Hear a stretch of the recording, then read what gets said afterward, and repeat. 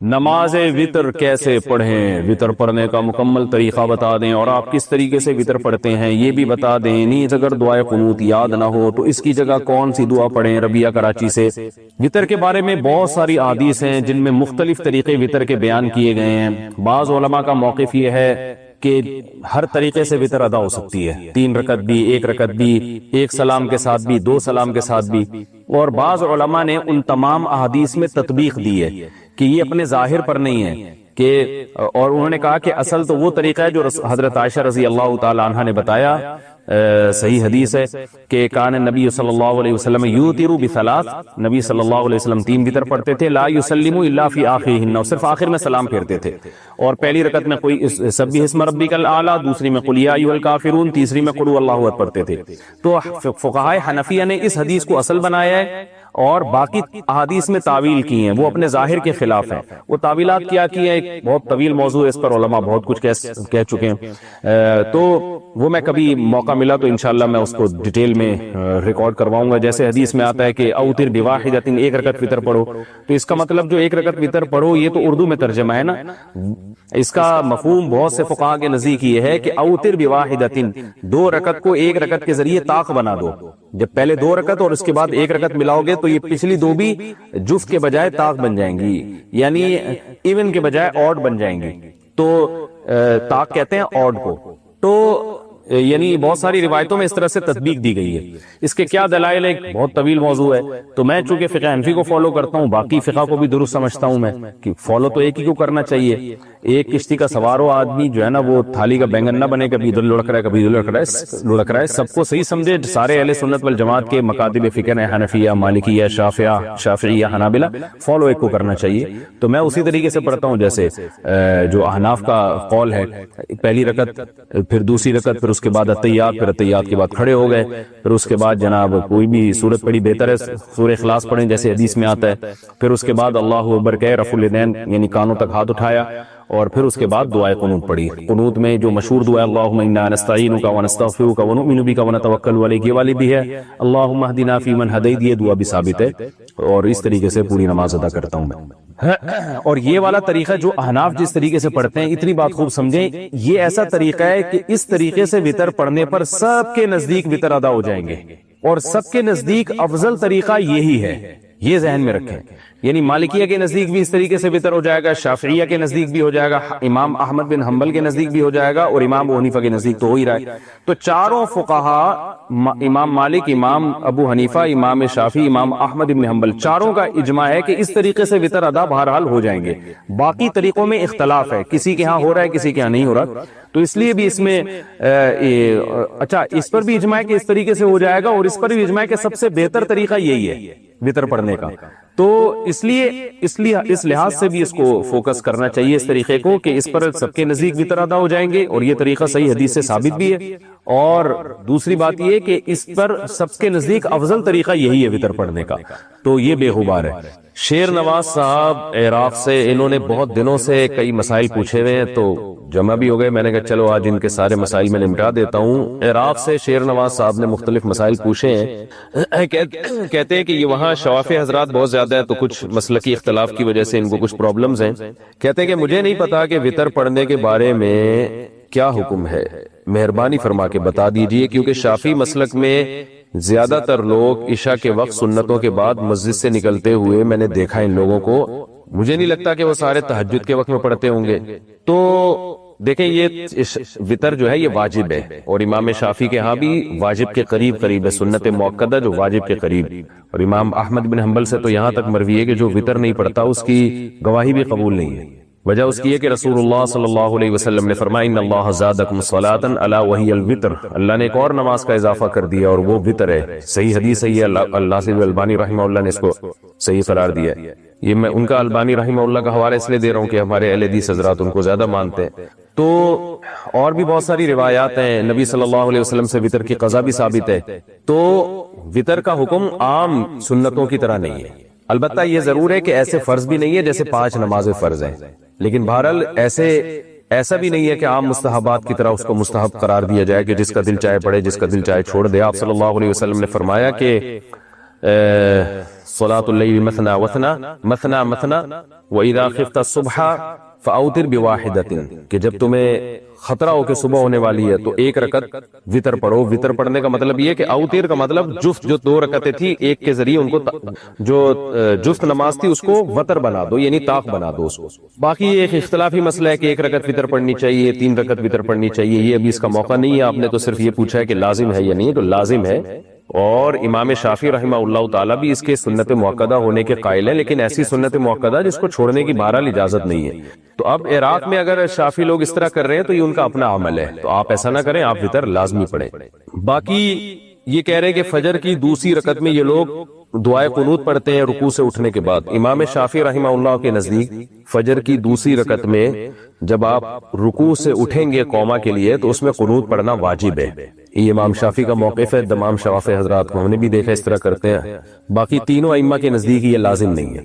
تو آپ جب ان کے پیچھے نماز پڑھیں تو وہ قنوت پڑھیں، آپ خاموش رہیں، بلکہ اس میں دعا میں شرکت میں بھی کوئی نقصان نہیں ہے. شافعی لوگ زور سے آمین کہتے ہیں، آپ امام کی دعا پہ آہستہ آمین کہہ لیں.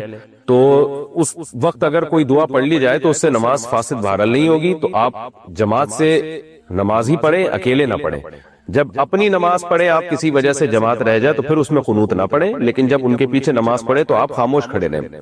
نسیم اکرم، اگر حنفی نے وطر 1 رکعت اور 3 رکعتیں پڑھ لی تو کیا وطر دہرانے ہوں گے؟ جی ہاں، ہمارے نزدیک 1 رکعت وطر جائز نہیں ہے. نبی صلی اللہ علیہ وسلم کی جو اس پہ کئی بار بیان ریکارڈ کروا چکا ہوں کہ یہ جو حدیث میں آتا ہے نا یوتروا بواحدۃ، 1 رکعت وطر پڑھتے تھے، تو اس کا مطلب وطر پڑھتے نہیں تھے، 2 رکعت کو 1 رکعت کے ذریعے طاق بناتے تھے. یوتروا کا معنی ایتار، ایتار کا معنی جفت کو طاق بنانا. یہ ہماری رائے میں اس کا صحیح مطلب ہے. اور اس بارے میں بہت ساری احادیث ہیں کہ نبی صلی اللہ علیہ وسلم 3 رکعت وطر پڑھتے تھے. تو جس میں 1 کا تذکرہ ہے اس کی وہ تعویل کی جائے گی جس سے وہ تمام احادیثوں میں تطبیق ہو جائے. محمد سہیل احمد آباد سے پوچھتے ہیں اگر دعائے قنوت پڑھنا بھول جائیں وطر میں تو کیا کریں؟ وطر کی نماز میں دعائے قنوت بھول جائیں تو کیا سجدہ سہو کرنا واجب ہوگا یا دوبارہ دہرانی ہوگی نماز؟ نیز کیا دعائے قنوت کے علاوہ کوئی اور دعا بھی پڑھ سکتے ہیں؟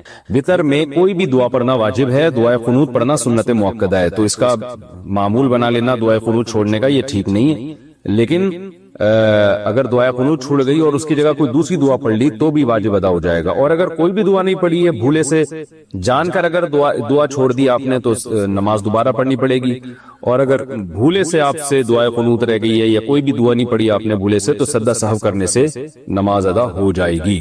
عبید اللہ صاحب انڈیا سے پوچھتے ہیں اگر دعائے قنوت یاد نہ ہو تو وطر میں کیا پڑھے؟ کوئی بھی دعا پڑھ لے. ربنا آتنا فی الدنیا حسنۃ وفی الآخرۃ حسنۃ وقنا عذاب النار بھی پڑھ سکتے ہیں. رب اغفر وارحم وانت خیر الراحمین بھی پڑھ سکتے ہیں. کچھ بھی نہ ہو تو اللہم اغفر لی پڑھ لیں. یہ بھی نہ ہو تو رب اغفر پڑھ لیں، اتنا بھی کافی ہے. لیکن دعائے قنوت یاد کریں، وہ سنت مؤکدہ. ناخن کاٹنے کا سنت طریقہ کیا ہے؟ بھائی نبی صلی اللہ علیہ وسلم کے بارے میں سیدہ عائشہ فرماتی ہیں کان النبی صلی اللہ علیہ وسلم یحب التیامن فی کل شیء، فی کل شیء. نبی صلی اللہ علیہ وسلم ہر کام میں دائیں طرف کو ترجیح دیا کرتے تھے، رائٹ سائڈ سے شروع کیا کرتے تھے. تو بس یہی سنت طریقہ ہے کہ آپ دائیں ہاتھ کے ناخن پہلے کاٹیں اور بائیں ہاتھ کے ناخن اس کے بعد کاٹیں. اچھا دائیں میں بھی بالکل ہی رائٹ سائڈ سے شروع کریں تو اور اچھا، یعنی چھوٹی انگلی ہو گئی، یہ ہو گیا، یہ ہو گیا، یہ ہو گیا، پھر یہاں سے یہ ہو گیا، یعنی رائٹ سے لے کے لیفٹ کی طرف، بس اتنا کافی ہے. اور اگر کوئی یہ ترتیب نہیں کرتا بس اتنا بھی کافی ہے کہ دائیں ہاتھ کے ناخن پہلے کاٹ لیں، لیفٹ کے اس کے بعد کاٹیں. اور کوئی خاص طریقہ نہیں ہے ناخن کاٹنے کا. کاٹ لیں بس یہ ضروری ہے. آج کل خواتین نے ناخن بڑھانے شروع کر دیے، یہ حرام ہے، ناجائز ہے اور برے لگتے ہیں ہاتھ دیکھنے میں. یہ پتہ نہیں کس نے ان کے دماغ میں یہ بات ڈال دی ہے کہ یہ فیشن ہے، یہ خوبصورتی ہے. خوبصورتی نہیں ہے. کتنی پریشانی ہوگی اس سے آپ کو، کھاتے ہوئے پیتے ہوئے. سالن ہے اس میں ناخن ڈوب رہے ہیں، ہر جگہ کی بورڈ استعمال ہو رہا ہے کمپیوٹر کا تو اس میں ناخن آپ کو، اس میں جو ہے ناخن ٹینشن کا ذریعہ بن رہے ہیں. تو اپنے آپ کو عذاب میں نہیں ڈالنا چاہیے. اور گناہ الگ ہے، گناہ ایک الگ ہے اس میں. تو ناخن کاٹنے میں انسان کی زینت ہے، ناخن بڑھانے میں زینت نہیں ہے. تو ناخن بڑھانے میں اگر کوئی خاتون یہ سمجھتی ہے کہ زینت ہوگی تو یہ تغییر خلق اللہ ہے، اللہ کی تخلیق کو بگاڑنا ہے، مستقل ایک جرم ہے. اس سے نماز بھی مکروہ ہوتی ہے اور عبادتیں بھی مکروہ ہو جاتی ہیں. تو اللہ سے ڈرنا چاہیے. نبی صلی اللہ علیہ وسلم نے حکم دیا ہے ناخن کاٹنے کا. بالوں کے بدلے میں برتن لینا کیسا ہے؟ کیا مطلب بالوں کے بدلے میں برتن لینا؟ یہ سمجھ سے بالا تر ہے. میرا خیال ہے بعض لوگ بال بیچ رہے ہیں، اپنے برتن لے رہے ہیں، واللہ عالم یہ سوال ہی سمجھ میں نہیں آیا. بہرحال یہ جائز نہیں ہے، اپنے جسم سے نکلے والی چیزوں کو بیچ کے کوئی چیز حاصل کرنا جائز نہیں. نفل نماز کب نہیں پڑھنی چاہیے؟ 3 ٹائم ہے نفل نماز کے مکروہ ہونے کے. سورج نکلتے ہوئے تقریباً 15-20 منٹ تک آپ کو ٹھہرنا پڑے گا، جب سورج 1 میٹر تک بلند جب تک نہیں ہو جاتا، اور ایک جب زوال کا وقت ہوتا ہے، سورج بالکل ٹاپ پر ہوتا ہے یعنی ظہر سے پہلے کا وقت، اور ایک جب سورج غروب ہونے لگے یعنی غروب آفتاب سے 15-20 منٹ پہلے کا جو وقت ہوتا ہے جس میں سورج ایک نیزہ بلند ہوتا ہے. تو یہ سارے اوقات مکروہ وقت ہیں. اسی طرح فجر کی نماز کے بعد یا اور عصر کی نماز کے بعد نفل پڑھنا بھی مکروہ ہے، البتہ قضا نماز پڑھ سکتے ہیں اس میں. کیا شیطان ہمارے دل کی بات جان سکتا ہے؟ قرآن کہتا ہے انہ یراکم ہوا وقبیلہ من حیث لا ترونہم. بہت سی چیزوں پہ شیطان ایسی چیزوں پر مطلع ہوتا ہے جہاں سے ہمیں پتہ بھی نہیں ہوتا، ہم نہیں شیطان کو دیکھ رہے ہوتے اور وہ ہمیں دیکھ رہا ہوتا ہے. تو اللہ تعالیٰ نے شیطان کو اختیار دیا ہے دل کے اندر وسوسے ڈالنے کا. تو یہ بات تو ثابت نہیں ہے کہ ہر دل میں جو بھی خیال آ رہا ہے اس پہ بھی شیطان مطلع ہوتا ہے. یہ تو صرف اللہ کا خاصہ ہے کہ ہمارے دل میں کوئی وسوسہ بھی آتا ہے تو اللہ جانتا ہے. لیکن اتنی بات ضرور ہے کہ بہت سی باتیں ہمارے دل کی خیالات شیطان کو پتہ ہوتے ہیں اور وہ خیالات کو چینج کرنے کی طاقت بھی رکھتے ہیں. طاقت اس سینس میں کہ وسوسے ڈال دیتا ہے. چینج تو ہم خود ہی کرتے ہیں، ارادے خود ہی بدلتے ہیں، لیکن وہ وسوسے ڈالتا ہے اور برائی کو اچھائی اور اچھائی کو برائی بنا کے دکھاتا ہے. اتنی طاقت ہے. باقی یہ کہ ہر بات دل کی جانتا ہے یہ کہیں ثابت نہیں ہے شریعت میں. اتنا اختیار اللہ ہی کے پاس ہے، کسی اور کے پاس یہ نہیں ہے. ماں کی وراثت اولاد میں کس طرح تقسیم ہوگی؟ جیسے باپ کی وراثت ہوتی ہے ایسے ماں کی وراثت کہ بیٹے کو دوگنا اور بیٹی کو اس کا آدھا ملے گا. اگر بیوی پردہ نہ کرے تو شوہر کو کیا کرنا چاہیے؟ محبت سے سمجھانا چاہیے اس کو، یہی کر سکتا ہے اس زمانے میں، اور کیا کرے گا. باقی یہ ہے کہ اگر پہلے سے پردہ کرتی تھی اور شادی ہی اس بیس پہ ہوئی ہے پھر تو شوہر سختی بھی کرے اس کے اوپر. پہلے محبت سے سمجھائے، نہیں مانے تو پھر سختی کرے، کیونکہ یہ ایک طرح کا دھوکہ ہے شوہر کے ساتھ. اور اگر پہلے سے پردہ نہیں کرتی تھی تو بھائی پھر آپ نے کیوں کی شادی اس سے؟ جب آپ نے کی ہے تو اب آپ برداشت کرو. اب آپ محبت سے تبلیغ ہی کر سکتے ہو، اس کو سختی نہیں کر سکتے آپ، کیونکہ سختی کے پھر سائیڈ افیکٹ زیادہ ظاہر ہوں گے. وہ کہہ سکتی ہے کہ اگر آپ کو پردہ کرانے کا اتنا ہی شوق تھا تو آپ پردے دار سے کر لیتے. یہ وہ طنز کر سکتی ہے آپ کے اوپر، ہوگی تو وہ گناہگار ہی بے پردگی سے. لیکن اب آپ کیسے اس کو سمجھاؤ گے؟ تو اب آپ پھر یہی کرو گے کہ آپ اس کو آرام سے محبت سے سمجھائیں، تبلیغ میں لے کے جائیں. شوہر خود نہ سمجھائے، کسی بزرگ کے اللہ والے کے بیان میں لے جایا کرے. اکثر خواتین اپنے شوہر کی بات کو ویلیو نہیں دیتی ہیں، کہتی ہیں یہ میں کیا سمجھے، کون آیا ہمیں سمجھانے والا بھائی، تو اس لیے کوئی اور سمجھائے. کیا مجاہد کے لیے داڑھی کاٹنا جائز ہے؟ داڑھی کاٹنا کسی کے لیے بھی جائز نہیں ہے، البتہ موت کا خطرہ ہو، کوئی ایسا مسئلہ ہو اپنی یا اپنے ساتھیوں کی موت کا، تو اس کی گنجائش ہو سکتی ہے وقتی طور پر، کیونکہ اپنی جان بچانے کے لیے تو اللہ نے خنزیر کھانے کی اجازت دی ہے. تو ایسی مجبوری کے حکام الگ ہیں، لیکن نارملی کسی کے لیے بھی داڑھی کاٹنا جائز نہیں ہے. اگر پیشاب کے قطرے نکلتے ہوں تو وضو ٹوٹ جائے گا. یہ مسئلہ میں کئی بار بیان کر چکا ہوں، آپ نیٹ پہ سرچ کر لیں کہ معذور کا وضو یا جو پیشاب کے قطروں کا مریض ہے اس کا وضو کیسے ہوگا، اور مفتی طارق مسعود لکھیں گے، کلپ آ جائے گا، ڈیٹیل میں اس کا جواب ہے، وہ سن لیے گا. اگر عورت نے ٹی شرٹ پہنی ہو اور بڑی چادر لے کر نماز پڑھے تو نماز ہو جائے گی. اگر بڑی چادر لے لی اس نے اپنے اوپر جس سے سر بھی ڈھک گیا، پوری باڈی بھی ڈھک گئی ہے تو نماز ہو جائے گی. ان خواتین کے لیے ٹی شرٹیں پہننا ٹھیک نہیں ہے، ایسا چس لباس جس سے جسم کے اعضاء جو ہے ان کا جو باہر ظاہر ہوتا ہو، یہ ٹھیک نہیں ہے، جائز نہیں ہے، گناہ ہے. نبی صلی اللہ علیہ وسلم نے ارشاد فرمایا کہ قرب قیامت میں ایسی عورتیں پیدا ہوں گی کاسیاتن عاریاتن، جو لباس پہننے کے باوجود برہنہ ہوں گی. اللہ کے ہاں، اللہ کے دفتر میں برہنہ لکھا جائے گا کہ یہ بے لباس تھی. وجہ اس کی یہ علماء نے لکھا ہے کہ یا تو اتنا باریک لباس ہوگا کہ جسم کی کھال نظر آتی ہوگی، یا اتنا چست لباس ہوگا کہ جسم کے پورے اعضاء نمایاں ہوتے ہوں گے. تو اتنا ٹائٹ لباس پہننا یا اتنا باریک لباس پہننا یہ بھی برہنہ ہونے کے حکم میں ہے. یہ ایسے ہی ہے جیسے پہننا نہ پہننا برابر ہو. تو آپ نے فرمایا کہ ایسی عورتیں جنت کی خوشبو بھی نہیں پائیں گی، جنت میں جانا تو دور کی بات. ساڑی میں نماز ہو جاتی ہے؟ ساڑی اگر پورے جسم کو ڈھانپ لے اچھی طریقے سے، جسم کھلا بناؤ اور اتنی ٹائٹ بھی نہ ہو کہ جسم کے پورے اعضاء نمایاں ہو رہے ہوں، تو پھر ساڑی میں نماز ہو جائے گی. اصل مقصد ہے پوری باڈی کو ڈھانپنا. نماز میں عورت کا صرف چہرہ اور دونوں ہاتھ کھلے ہوئے ہوں بس. ذکر کس وقت کیا جائے؟ ذکر کا کوئی ٹائم متعین نہیں ہے، جب چاہیں ذکر کریں. اللہ تعالیٰ نے قرآن میں فرمایا کہ ایمان والے لوگ جو ہیں وہ کھڑے ہوئے بھی، بیٹھے ہوئے بھی، لیٹے ہوئے بھی، وعلی جنوبہم، پہلو کے بل بھی اللہ کا ذکر کرتے ہیں، یذکرون اللہ قیاما وقعودا وعلی جنوبہم، اللہ کا ذکر کرتے ہیں چلتے، بیٹھتے، سوتے، لیٹتے ہوئے، ہر وقت کرتے ہیں، جتنا اللہ توفیق دے ذکر کریں۔ البتہ کچھ اوقات ایسے ہیں جن میں ذکر کی فضیلت بہت زیادہ ہے، ایک فجر کی نماز کے بعد تسبیحات پڑھنا، ایک عصر کی نماز کے بعد، کیونکہ بکرۃ و اصیلا اللہ نے فرمایا کہ اللہ کی تسبیح بیان کرو صبح بھی اور شام بھی، تو ان اوقات میں تسبیح کرنا زیادہ افضل ہے۔ اچھا بھائی، اگر امام کے پیچھے سورہ فاتحہ پڑھ لی ہو تو نماز ہو جائے گی؟ احناف کے نزدیک یہ جائز نہیں ہے، کیونکہ صحیح حدیث کی مخالفت ہے۔ نبی صلی اللہ علیہ وسلم نے فرمایا من کان لہ امام فقراءۃ الامام لہ قراءۃ، جس شخص کا کوئی امام ہو تو امام کی قراءت مقتدی کے لیے کافی ہے، اور جہری نماز میں تو یہ عمل جائز ہی نہیں ہے۔ وجہ اس کی ہے، یعنی سری نماز میں بھی اس حدیث کی وجہ سے ہم کہتے ہیں کہ امام نے قرات کر لی تو مقتدی کو قرات کی ضرورت نہیں ہے، اور جو جہری نماز ہے اس میں تو قرآن کی صاف آیت موجود ہے، اذا قرئ القرآن فاستمعوا له وانصتوا لعلکم ترحمون، کہ جب قرآن کی تلاوت کی جائے تو خاموشی سے سنو اور خاموش رہو، غور سے سنو اور خاموش رہو تاکہ تم پر رحم کیا جائے۔ اب بعض لوگ کہتے ہیں تلاوت تو ادھر کئی جگہ پہ ہو رہی ہوتی ہے، کیا وہاں سب خاموش ہو جاتے ہیں؟ یا امام تلاوت کر رہا ہوتا ہے، بعض لوگ پیچھے سنتیں پڑھ رہے ہوتے ہیں، وہ حرام کام کر رہے ہوتے ہیں۔ دیکھیں اس آیت کا مطلب یہ نہیں مطلق تلاوت مراد نہیں ہے، یہ وہ تلاوت جو آپ کو سنانے کے لیے کی جا رہی ہے، اس تلاوت کا سننا واجب ہے۔ جیسے خطبے میں تلاوت ہوتی ہے، وہ جو خطبے میں بیٹھے ہوئے لوگ ہیں ان کو سنانے کے لیے کی جاتی ہے، تو ان پر واجب ہے کہ وہ خاموشی سے سنیں۔ اسی طرح نماز میں جو امام تلاوت کرتا ہے مقتدیوں کو سنانے کے لیے کرتا ہے، تو جو مقتدی ہیں ان پر واجب ہوگا کہ وہ اس قرات کو خاموشی سے سنیں۔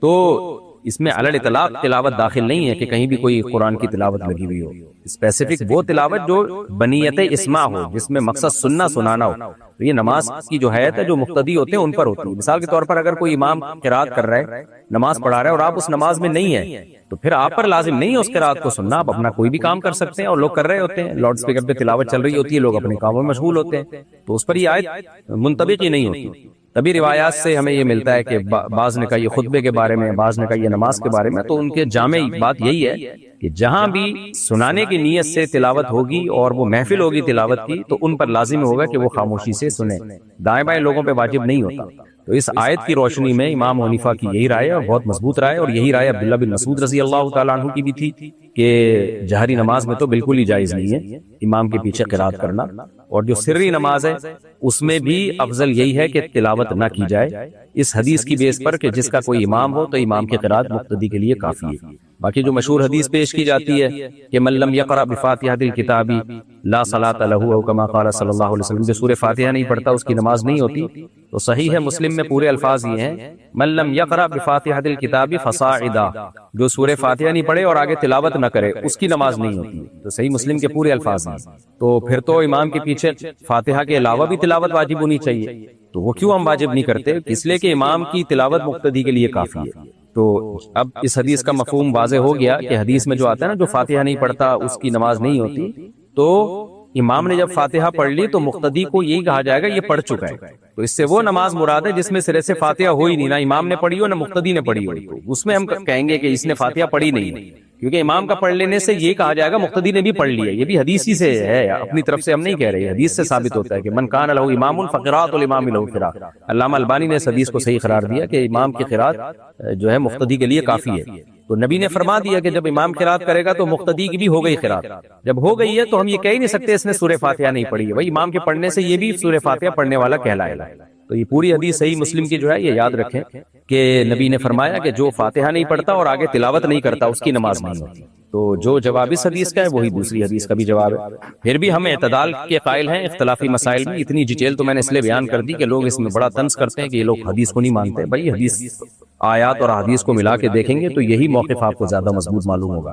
باقی اختلافی مسئلہ ہے، اختلافی مسئلے میں شدت جائز نہیں ہے، امام شافعی کو کوئی فالو کرتا ہے، امام احمد کو کوئی فالو کرتا ہے، تو فالو مجتہدی کو کریں۔ یہ جو آپ کہتے ہیں نا ہماری تحقیق ہے، عوامی تحقیق کی کوئی حیثیت نہیں ہوتی، بڑے بڑے مجتہدین ہیں، ان میں سے جو ہے کسی کو فالو کرنا پڑے گا آپ کو۔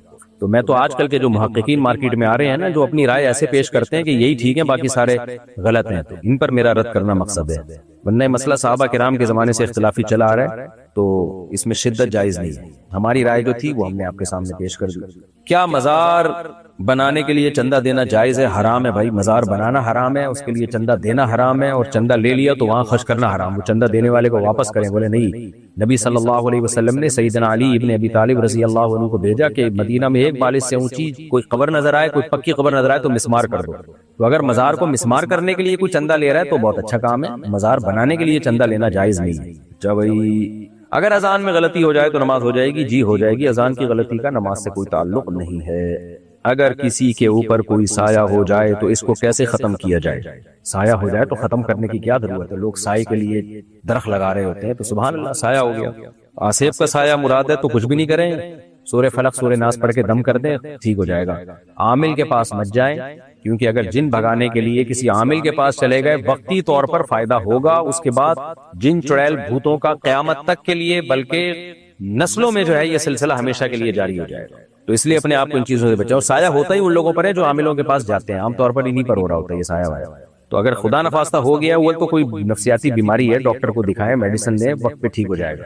اور ساتھ ساتھ سورہ فلق سورہ ناس پڑھ کے دم کرتے ہیں، آیت الکرسی پڑھ کے، بس اس سے آگے بڑھنے کی کوشش نہ کریں۔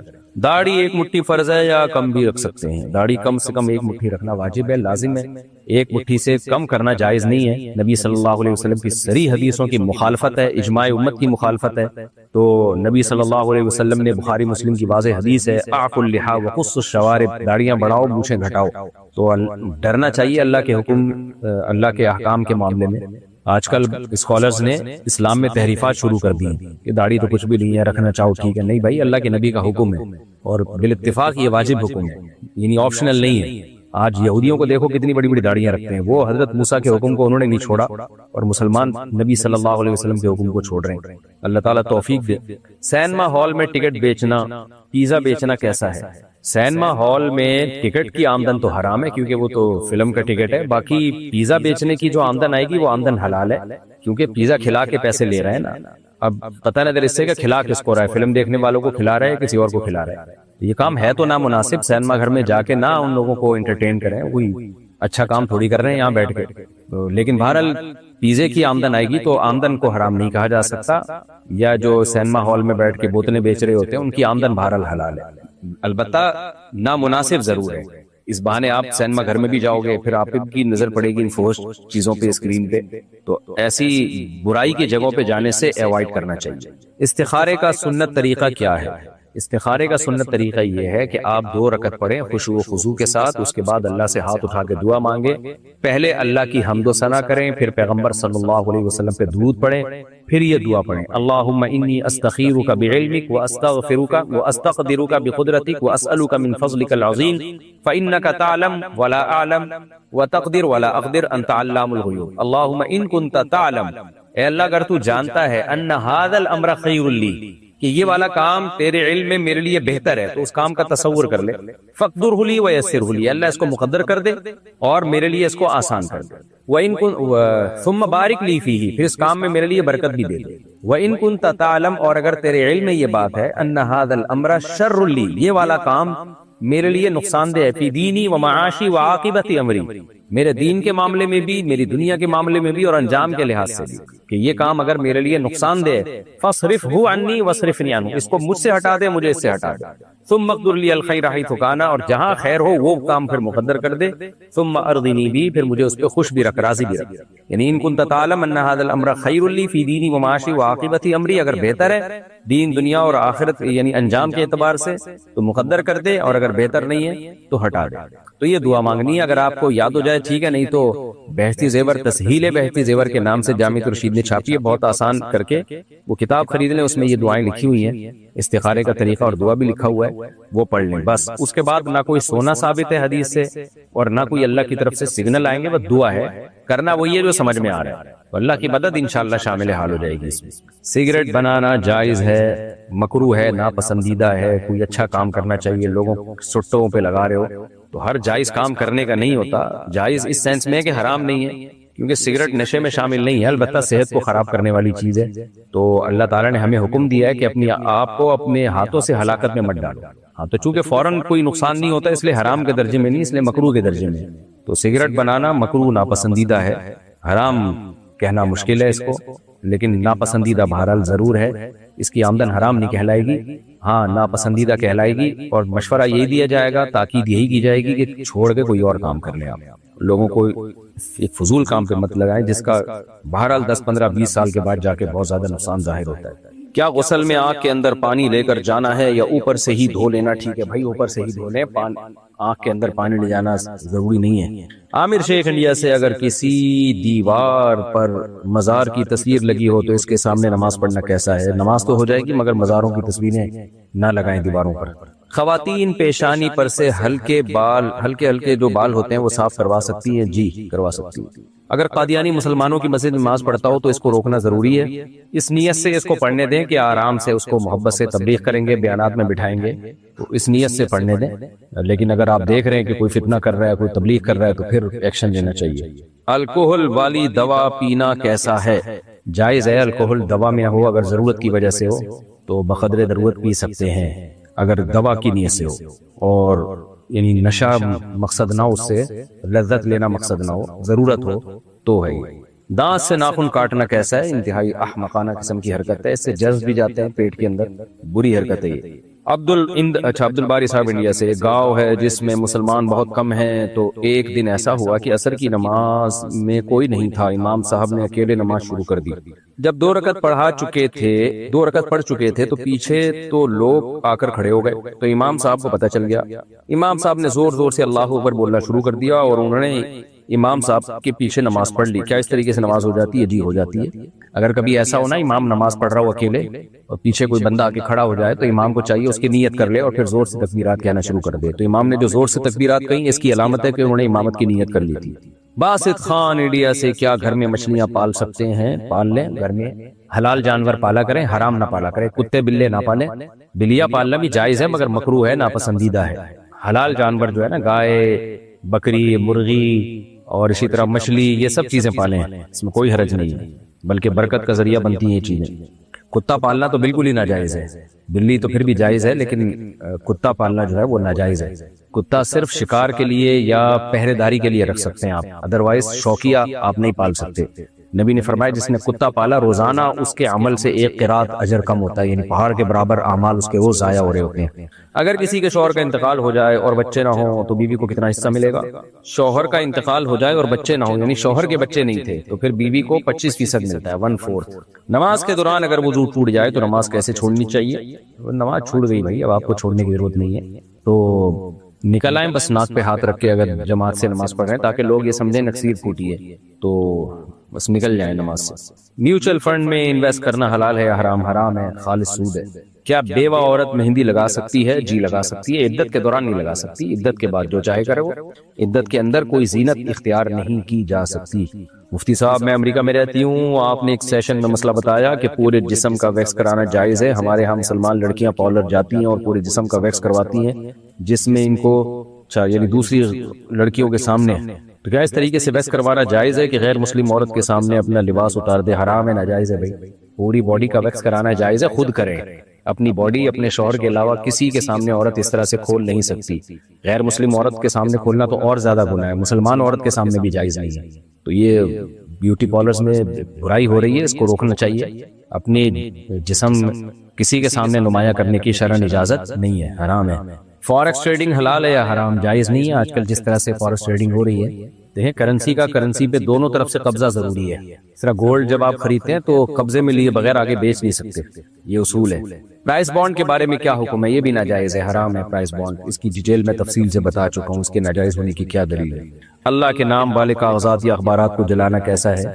دیکھیں جلانا بعض دفعہ توہین کی نیت سے ہوتا ہے، بعض دفعہ توہین سے بچانے کے لیے ہوتا ہے۔ تو اگر کوئی توہین کی نیت سے جلاتا ہے، جیسے کہ بعض غیر مسلم لوگ قرآن کی توہین کر رہے ہوتے ہیں، یہ تو ظاہر ہے بہت ہی خطرناک جرم ہے، لیکن اگر اس لیے جلایا جا رہا ہے کہ لوگوں کے پاؤں میں نہ آئے، جیسے مقدس اوراق ہوتے ہیں وہ پاؤں میں آ رہے ہوتے ہیں، گندگی میں گر رہے ہوتے ہیں، نالیوں میں بہہ رہے ہوتے ہیں، خطرہ ہوتا ہے، اس لیے پہلے سے ان کو کسی جگہ جلا دیا جائے تاکہ یہ ان کے جو الفاظ ہیں وہ ضائع ہو جائیں، تو یہ جائز عمل ہے۔ بلکہ مقدس اوراق کو اسی طرح کہیں جمع کر کے جلا دینا چاہیے تاکہ ان کی بے حرمتی نہ ہو، لیکن یہ سوچ سمجھ کے جلائیے گا، جو متشدد لوگ ہیں نا وہ فوراً توہین کا کیس ڈال دیں گے، ایسا ہو چکا ہے۔ ہمارے ایک جاننے والے تھے سرگودا میں، وہ انہوں نے کیا کیا، سارے مقدس اوراق جمع کیے گھر میں، اور ایک جگہ انہوں نے آگ لگا دی کہ بھئی یہ ضائع ہو رہے ہیں۔ اس میں قرآن بھی تھے جو بہت پرانے ہو چکے تھے، ان کو خطرہ تھا کہ یہ ان کے اوراق بکھریں گے، لوگوں کے پاؤں میں آئیں گے، تو انہوں نے بیچاروں نے اچھی نیت کے ساتھ کہ یہ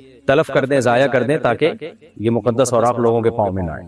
انہوں نے جلایا، تھوڑی سی آگ ہوئی، اڑوس پڑوس کو پتہ چل گیا، تو انہوں نے دیکھا بھئی یہ تو مقدس اوراق ہیں اور قرآن بھی ہے۔ او ہو بھائی بیچارے کی جو حالت خراب ہوئی ہے۔ تو شکر ہے میڈیا اس وقت اتنا فاسٹ نہیں تھا، کئی سال پرانا واقعہ ہے، تو اس کو تو قتل کر دینا تھا لوگوں نے، حالانکہ وہ بیچارہ قرآن کی تعظیم کے لیے یہ کام کر رہا ہے کہ لوگوں کے پاؤں میں نہ آئیں یہ اوراق۔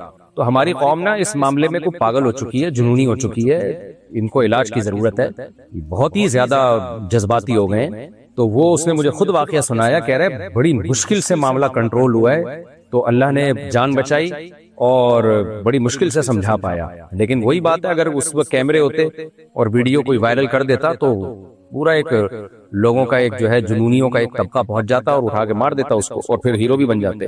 کسی انسانی جان کا ناحق قتل کرنا کتنا بڑا جرم ہے، کتنا بڑا جرم ہے۔ قرآن نے کسی جرم پہ ہمیشہ کی جہنم کی سزا نہیں سنائی ہے، قتل نفس پہ ہمیشہ کی جہنم کی سزا سنائی ہے قرآن نے۔ اور آگے ان کے بچوں کا کیا حال ہوتا ہے، بیوہ کا کیا حال ہوتا ہے، چھوٹے بچے کیسے یتیم ہو جاتے ہیں، کیسا خاندان اجڑ جاتا ہے ہستہ بستہ، تو ان لوگوں کو کوئی پرواہ نہیں ہوتی۔ تو ان کی قسمت اچھی تھی، اس وقت کیمرے ایجاد نہیں ہوئے تھے، تو اس لیے میں نے کہا بھائی اب آپ ایسا نہ کریں، لوگوں کو سمجھانا بڑا مشکل ہوگا، احتیاط برتیں۔ تو اس لیے میں نے مسئلہ تو بتا دیا کہ ایک جلانا توہین کے لیے ہوتا ہے اور ایک جلانا توہین سے بچانے کے لیے ہوتا ہے۔ تو وہ قرائن سے پتہ چل جاتا ہے کہ یہ کیا کس نیت سے جلا رہا ہے، لیکن پبلک سے جو ہے وہ نمٹنا، جو جنونی لوگ ہوتے ہیں ان سے نمٹنا پھر آپ کے بس کی بات ہے، میں تو صرف مسئلہ بتا رہا ہوں۔ اچھا بھائی، میرا بھائی ایک کمپنی میں کام کرتا ہے، وہ کمپنی شراب کے پمفلٹس اور ایڈورٹائزمنٹ کرتی ہے، اس کمپنی میں کام کرنا جائز ہے؟ اگر یہی کام کر رہی ہے کمپنی تو پھر تو بالکل جائز نہیں ہے، حرام ہے۔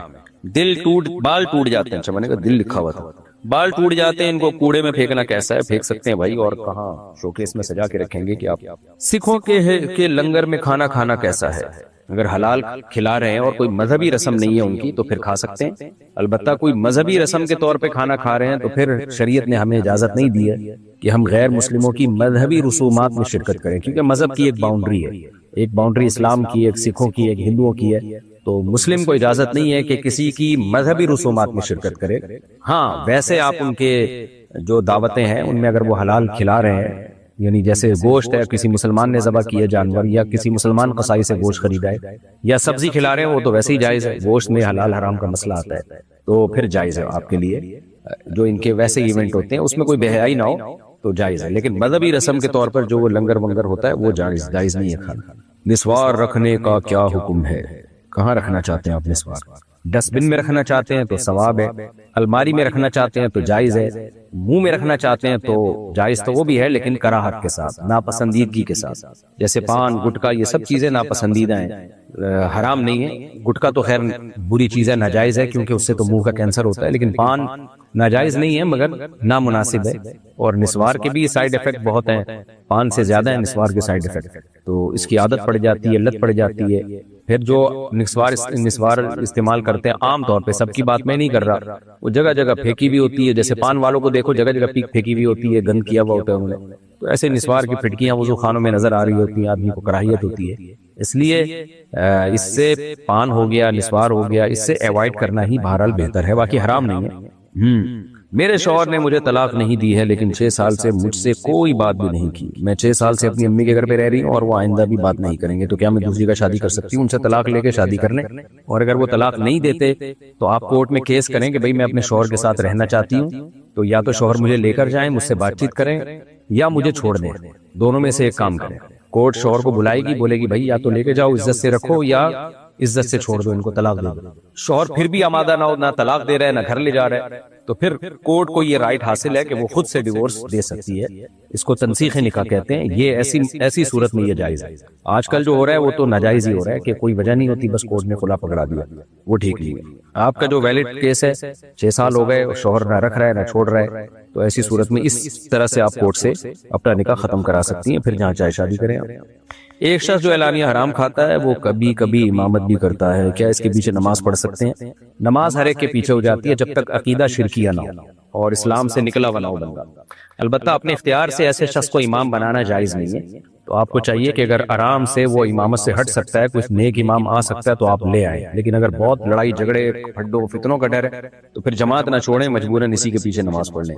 مدثر صاحب میرٹھ سے، نجاست خفیفہ میں یہ کیا لکھا ہے بھائی؟ وضاحت کر دیں، دامن کلی تخت وغیرہ میں تعین کیسے کریں گے؟ پتہ نہیں کیا لکھا ہوا ہے۔ ربع ثواب، یہ ثواب نہیں ذوق لکھا ہوا ہے، ربع ثواب، اس کو غلط لکھا ہوا ہے، یہ شاید ہمارے کمپوزر کی غلطی ہے۔ ربع ثواب کا مطلب ہوتا ہے 1/4، کپڑے کا کوئی بھی پارٹ اگر 1/4۔ جو حلال جانور ہے نا ان کا پیشاب نجاست خفیفہ ہے، نجس ہوتا ہے مگر ہلکے درجے کا نجس ہوتا ہے۔ حلال جیسے گائے، اونٹ، بکری، ان کا جو پیشاب ہے یہ کم درجے کا ناپاک ہوتا ہے، تو اگر 2-4 چھینٹیں لگ جائیں، چند چھینٹیں پڑ جائیں یا تھوڑا سا کپڑا ناپاک ہو جائے تو نماز ہو جائے گی، لیکن دھونا چاہیے اس کو، کوئی اچھی بات نہیں ہے اس کو، ایسے ہی آپ نماز پڑھ لیں لیکن ہو جائے گی۔ تو ربع ثواب کا مطلب یہ کہ آپ کے کپڑوں کا کوئی بھی پارٹ ہے، جیسے یہ آستین ہے، اس کا 1/4 25% اگر پہ پیشاب لگ گیا تو اب نماز نہیں ہوگی، 25% سے کم لگ گیا تو ہو جائے گی۔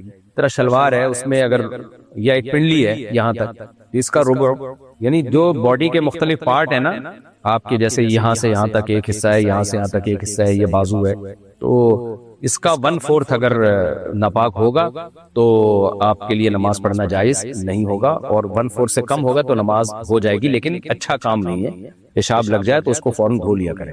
البتہ جو حرام جانور ہیں، بلی، کتا وغیرہ، ان کا تو نجاست غلیظہ ہے، یعنی تھوڑا سا بھی اتنا بھی اگر لگ گیا نا جیسے ہتھیلی کی گہرائی کے برابر تو نماز نہیں ہوگی، اس سے کم میں ہو جائے گی۔ مفتی صاحب، جس وقت اہل حدیث عصر کی اذان دیتے ہیں اس وقت ظہر باقی کا وقت باقی ہوتا ہے یا نہیں؟ دیکھیں، اہل حدیث جس وقت عصر کی نماز پڑھتے ہیں جس کو ہم مثل اول کہتے ہیں، تو وہ نماز بھی صحیح حدیث سے ثابت ہے۔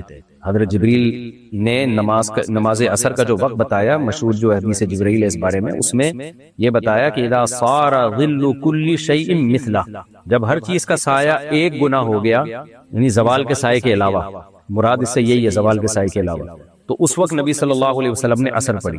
اسی وجہ سے جمہور امت کا یہی رائے ہے کہ جب ہر چیز کا سایہ ایک مثل ہو جائے گا تو عصر کی نماز پڑھنا اس وقت جائز ہوگا۔ امام ابو حنیفہ رحمہ اللہ تعالیٰ کا ایک قول یہ بھی، اور آپ کے جو ساتھی ہیں ابو یوسف اور امام محمد، ان کی کا یہی قول ہے کہ جب ہر چیز کا سایہ ایک مثل ہو جائے تو عصر کی نماز کا ٹائم شروع ہو جاتا ہے، جس کو عصر شافی کہتے ہیں۔ البتہ دیگر دلائل کو بھی اگر ساتھ میں ملایا جائے تو اس سے پتہ چلتا ہے کہ ہر چیز کا سایہ 2 مثل ہو جائے تو عصر پڑھنی چاہیے۔ ان میں صحیح بخاری صحیح مسلم کی حدیث ہے، نبی صلی اللہ علیہ وسلم نے فرمایا تم سے پہلی امتیں جو ہے ان کی اور میری امت کی مثال ایسے ہے کہ یہودیوں نے فجر سے لے کے ظہر تک کام کیا، اجر 1 قرات ملا، اور عیسائیوں نے ظہر سے لے کے عصر تک کام کیا، ان کو اجر 1 قرات ملا، اور میری امت نے عصر سے لے کے مغرب تک کام کیا اور اجر 2 قرات ملا۔ پھر آپ نے فرمایا عامل قلیلا و اجر کثیرا، میری امت نے عمل تھوڑا کیا، اجر ڈبل ملا۔